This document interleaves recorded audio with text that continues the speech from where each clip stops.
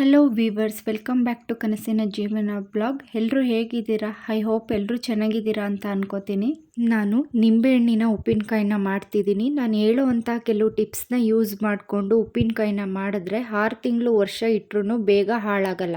ನಾನು ಇಲ್ಲಿ ಒಂದು 20 ನಿಂಬೆಹಣ್ಣನ್ನ ವಾಟರಲ್ಲಿ ವಾಶ್ ಮಾಡಿ ನೀರಿನ ಅಂಶ ಇಲ್ಲದೆ ಇರೋ ಥರ ಒಂದು ಕಾಟನ್ ಬಟ್ಟೆಯಲ್ಲಿ ಒರೆಸಿ ತೊಗೊಂಡಿದ್ದೀನಿ. ಹಾಗೆ ಒಂದು ಟಿಪ್ಸ್, ಉಪ್ಪಿನಕಾಯಿ ಮಾಡೋದಕ್ಕೆ ಬಳಸುವಂತಹ ಪದಾರ್ಥಗಳಾಗಿರ್ಬೋದು, ಚಾಕು ಆಗಿರ್ಬೋದು, ಪಾತ್ರೆಗಳಾಗಿರ್ಬೋದು, ಯಾವುದ್ರಲ್ಲೂ ನೀರಿನ ಅಂಶ ಇಲ್ಲದೆ ಇರೋ ಥರ ನೋಡ್ಕೋಬೇಕು. ಯಾಕಪ್ಪ ಅಂದರೆ ನೀರಿನ ಅಂಶ ಏನಾದರೂ ಇದ್ದರೆ ಉಪ್ಪಿನಕಾಯಿ ಬಹಳ ದಿನಗಳ ಕಾಲ ಬಾಳಿಕೆ ಬರಲ್ಲ, ಅದು ಬೇಗ ಹಾಳಾಗುತ್ತೆ.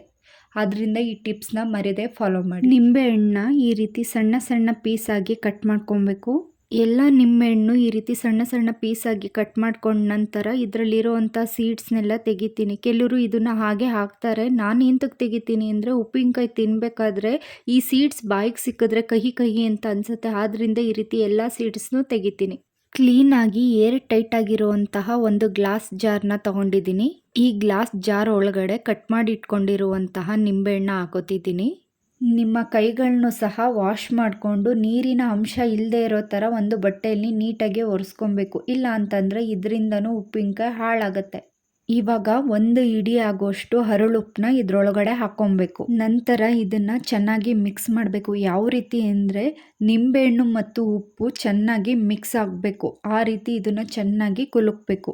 ಇವಾಗ ಇದನ್ನು ಕ್ಯಾಪ್ ಕ್ಲೋಸ್ ಮಾಡಿ ಒಂದು 3 ಡೇಸ್ ಚೆನ್ನಾಗಿ ನೆನೆಯೋದಕ್ಕೆ ಬಿಟ್ಬಿಡಬೇಕು. ಪ್ರತಿದಿನ ಈ ರೀತಿ 1-2 ಸಲ ಶೇಕ್ ಮಾಡಿ ಇಡಬೇಕು. ಈ ರೀತಿ ಮಾಡೋದ್ರಿಂದ ಉಪ್ಪು ನಿಂಬೆಹಣ್ಣು ನೀಟಾಗಿ ಮಿಕ್ಸ್ ಆಗಿ ಅದು ರಸ ಬಿಡುತ್ತೆ. 3 ಡೇಸ್ ಆದಮೇಲೆ ನೀವು ನೋಡ್ತಿರ್ಬೋದು ಇದು ಯಾವ ರೀತಿ ಚೆನ್ನಾಗಿ ನೆಂತು ರಸ ಬಿಟ್ಟಿದೆ ಅಂತ. ಹಾಗಾದರೆ ಬನ್ನಿ ಉಪ್ಪಿನಕಾಯಿ ಮಾಡೋದಕ್ಕೆ ಬೇಕಾಗಿರುವಂತಹ ಪದಾರ್ಥಗಳನ್ನ ಒಂದ್ಸಲ ನೋಡ್ಕೊಂಬರೋಣ.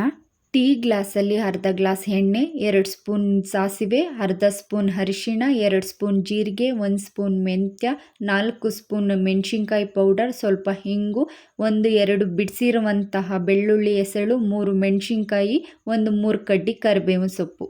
ಹಾಗಾದರೆ ಬನ್ನಿ ಉಪ್ಪಿನಕಾಯಿನ ರೆಡಿ ಮಾಡ್ಕೊಳ್ಳೋಣ. ಗ್ಯಾಸ್ನ ಆನ್ ಮಾಡಿಕೊಂಡು ಸ್ಟವ್ ಮೇಲೆ ಒಂದು ತವನ ಇಟ್ಕೊಬೇಕು. ತವ ಬಿಸಿಯಾದ ನಂತರ ಮೆಂತ್ಯ, ಜೀರಿಗೆ, ಸಾಸಿವೆ ಈ 3ನೂ ಹಾಕ್ಕೊಬೇಕು. ಗ್ಯಾಸ್ನ ಲೋ ಫ್ಲೇಮಲ್ಲಿ ಇಟ್ಕೊಂಡು ಇದು ಸೀದೋಗದೆ ಇರೋ ಥರ ಗಮ್ ಅನ್ನೋ ಥರ ಲೈಟಾಗಿ ರೋಸ್ಟ್ ಮಾಡ್ಕೊಬೇಕು. ಇವಾಗ ಇದು ರೆಡಿಯಾಗಿದೆ. ಸ್ವಲ್ಪ ತಣ್ಣಗಾಗಕ್ಕೆ ಬಿಡೋಣ. ಬಿಸಿ ಆರಿದ ನಂತರ ಇದನ್ನು ಒಂದು ಮಿಕ್ಸಿ ಜಾರ್ ಒಳಗಡೆ ಹಾಕ್ಕೊಬೇಕು. ನೈಸಾಗಿ ಪೌಡರ್ ಆಗೋ ಥರ ಇದನ್ನು ಪೌಡರ್ ಮಾಡ್ಕೊಬೇಕು. ಇವಾಗ ಇದು ರೆಡಿಯಾಗಿದೆ. ಇದನ್ನು ಒಂದು ಬೌಲ್ಗೆ ಹಾಕಿ ಎತ್ತಿಟ್ಕೊಳ್ಳೋಣ. ಕಟ್ ಮಾಡಿ ಉಪ್ಪಿನಲ್ಲಿ 3 ದಿನಗಳ ಕಾಲ ನೆನೆಸಿಟ್ಟಿದ್ದಂತಹ ನಿಂಬೆಹಣ್ಣನ್ನ ಒಂದು ಬೌಲ್ ಒಳಗಡೆಗೆ ಹಾಕ್ಕೊಳ್ಳೋಣ. ಇವಾಗ ಇದರೊಳಗಡೆ ಅರಿಶಿಣದ ಪೌಡರ್, ಕೆಂಪು ಮೆಣಸಿನಕಾಯಿ ಪೌಡರ್, ಆವಾಗಲೇ ಗ್ರೈಂಡ್ ಮಾಡಿ ಇಟ್ಕೊಂಡಿದ್ದಂತಹ ಪೌಡರ್ನ ಹಾಕ್ಕೊಂಡು ಚೆನ್ನಾಗಿ ಮಿಕ್ಸ್ ಮಾಡ್ಕೊಬೇಕು. ನಿಂಬೆಹಣ್ಣಿಗೆ ಈ ಪೌಡರೆಲ್ಲ ಚೆನ್ನಾಗಿ ಹೊಂದ್ಕೊಳ್ಳೋ ಥರ ಮಿಕ್ಸ್ ಮಾಡ್ಕೊಬೇಕು.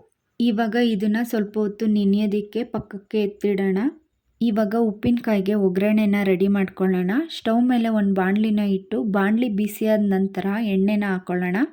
ಎಣ್ಣೆ ಬಿಸಿ ಆದಮೇಲೆ ಸಾಸಿವೆ ಜೀರಿಗೆನ ಹಾಕ್ಕೊಳ್ಳೋಣ.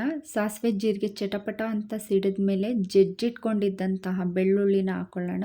ಬೆಳ್ಳುಳ್ಳಿ ಸ್ವಲ್ಪ ರೋಸ್ಟ್ ಆಗ್ತಿದ್ದಂಗೆ 1/4 ಟೀ ಸ್ಪೂನಷ್ಟು ಹಿಂಗೆ ಹಾಕ್ಕೊಳ್ಳೋಣ. ಕಟ್ ಮಾಡಿ ಇಟ್ಕೊಂಡಿದ್ದಂತಹ ಒಣಮೆಣ್ಸಿನ್ಕಾಯಿ, ಕರಿಬೇವಿನ ಸೊಪ್ಪನ್ನ ಹಾಕ್ಕೊಂಡು ಸ್ವಲ್ಪ ಫ್ರೈ ಮಾಡ್ಕೊಳ್ಳೋಣ.